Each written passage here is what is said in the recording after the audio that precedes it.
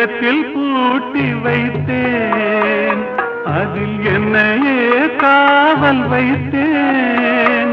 அவள் கதவை உடைத்தாளே, தன் சிறகை விரித்தாளே, தன் சிறகை விரித்தாளே. அவள் பறந்து போனாளே, என்னை மறந்து போனாளே.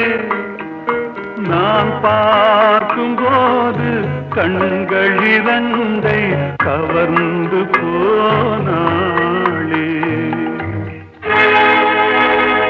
அவள் எனக்கு மகளானாள், நான் அவளுக்கு மகனானே.